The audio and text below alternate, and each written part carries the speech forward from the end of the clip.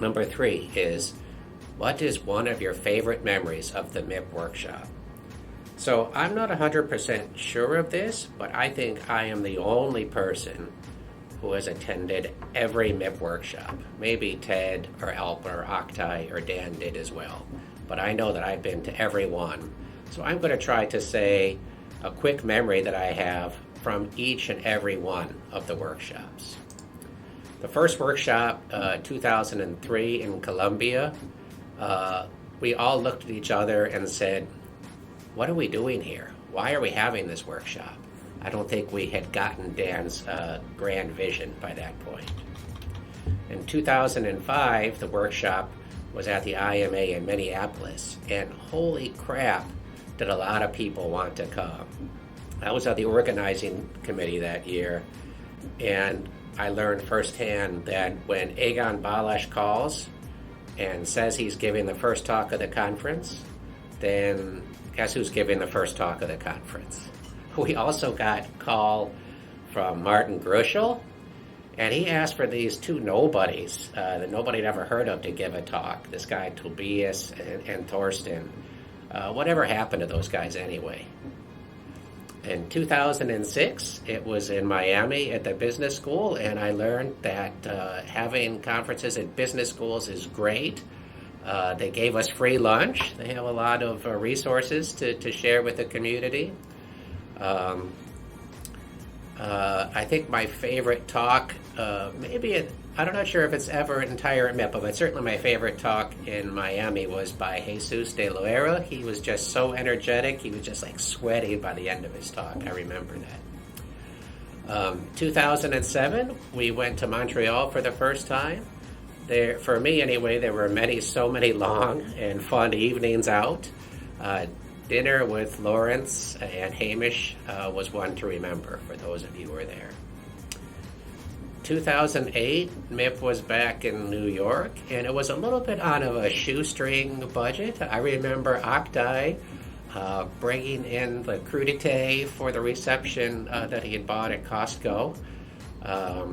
Mike Trick saying, like, where are the name tags? What is this conference? So that conference was a little bit more on a shoestring budget.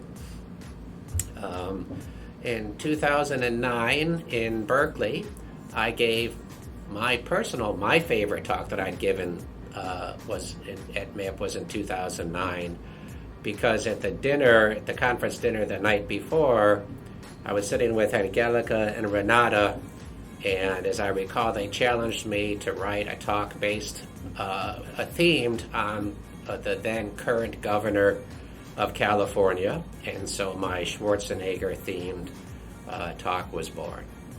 The joke where I showed computational results and put up actually my favorite Schwarzenegger movie, True Lies, is one of my favorite jokes from my talks. 2010 was in Atlanta.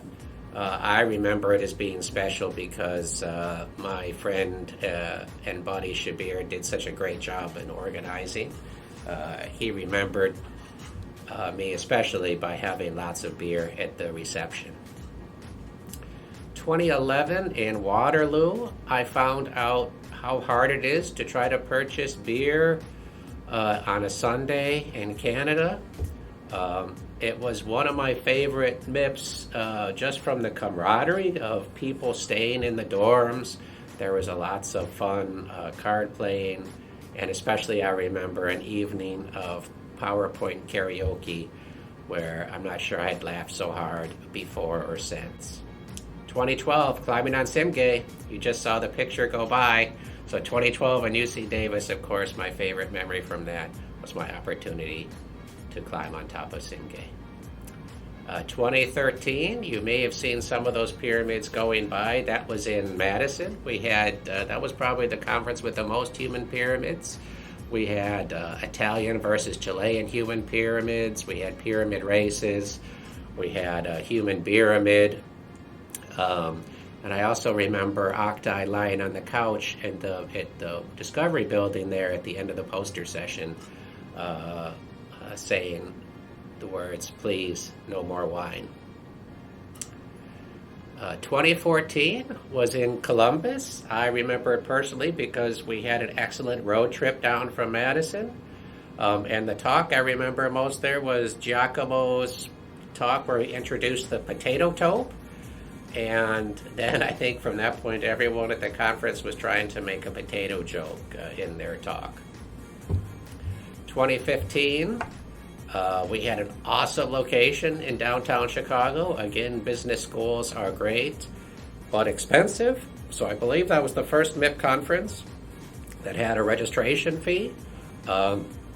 I believe it was also the first MIP conference that had student awards, which is, I think, a great thing that has been added to the meeting. In 2016, we were back in Miami.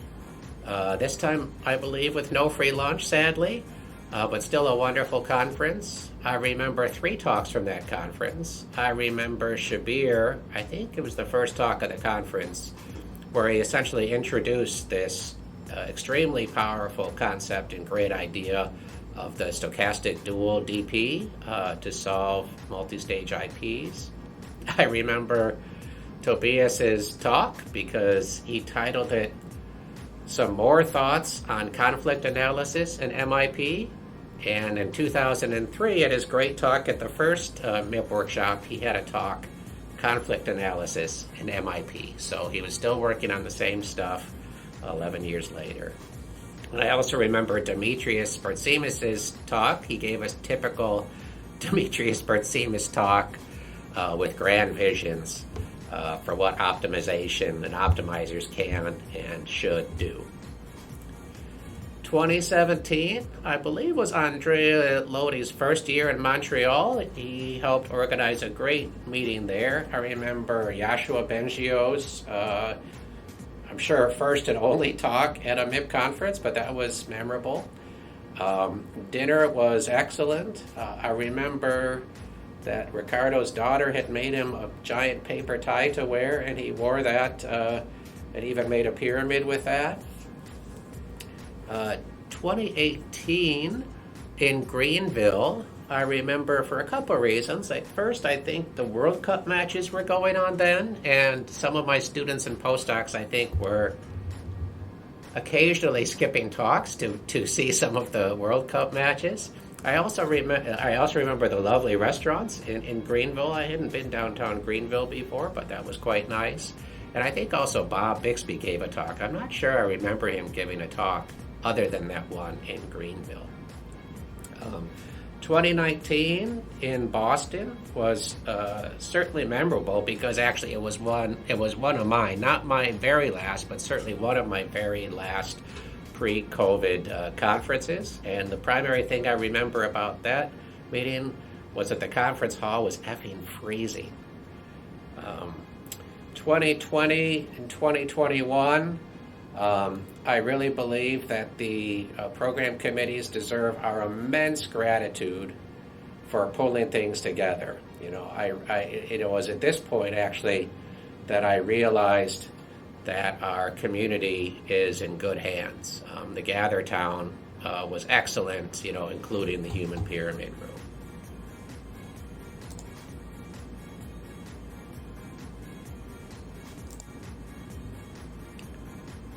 MIP 2022 will be remembered, of course, for the Daniversary, and I personally remember it because I'm very sad I had to miss the Daniversary because of canceled flights. So those are my memories of MIP year by year.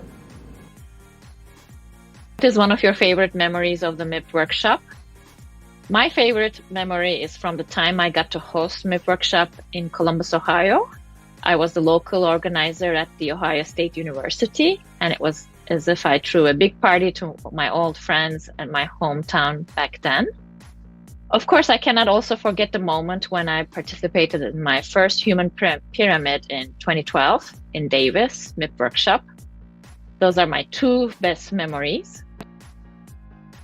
What is one of your favorite memory of the MIP workshop? Is definitely relatively easy to say that indeed the 2005 workshop in Minnesota was impressive considering the the group of speakers, but also the group of people participating. And what was really impressive at that point is that this conference was really like the place to be for that particular summer.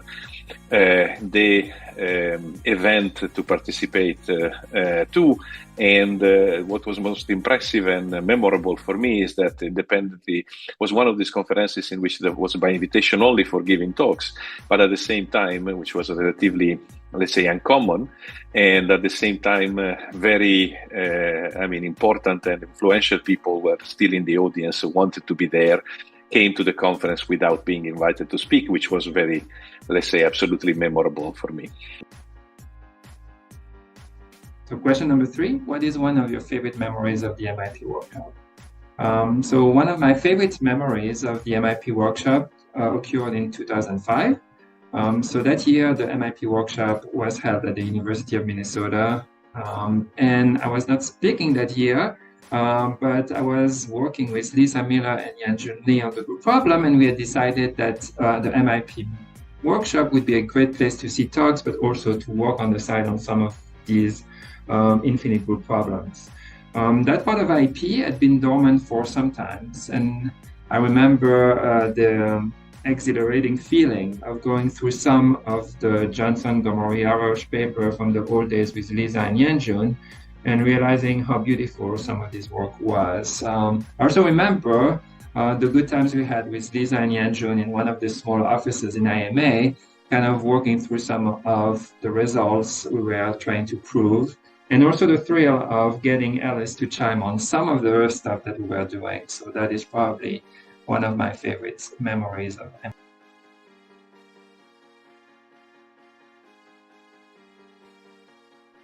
Tell us a secret about the MIP conferences. At the beginning, when we organized the first, I think it was the first, no, not the first, but it was the second meeting, and it was the first kind of formal conference. It was at IMA, and we got some pushback from senior people as to, hey, what is going on? We were not told about this. And in the end, it worked out very well.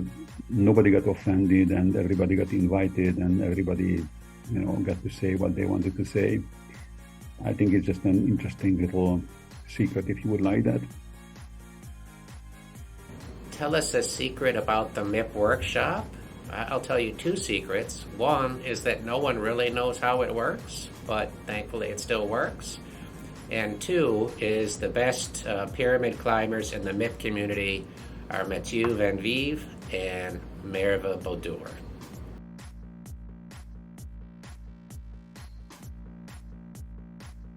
If the MIP workshop had its own signature drink, what would it be called?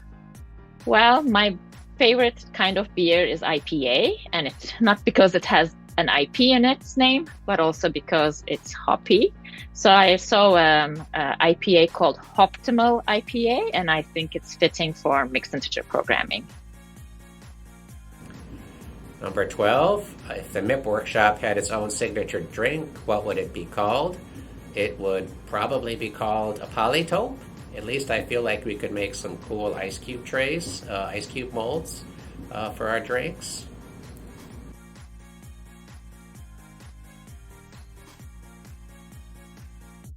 I want to give it also a memory over the question on the number, the optimal number of people in a human pyramid. And I don't want to say the number, but definitely I would say that the 4-3-2-1 that Jeff tries to involve me in was not a good thing for me, because the last time in which I was participating to that, I almost broke a rib, and it lasted for a couple of months. So definitely I don't think that is the right number for a MIP workshop and in general. What is the optimal number of people in a human pyramid? 6 Chileans, like what happened in MIP 2013. What is the optimal number of people in a human pyramid? That problem is undecidable. I can only say that whatever the answer is, it's a monotonically decreasing function of one's age. My pyramids are going to be getting smaller and smaller.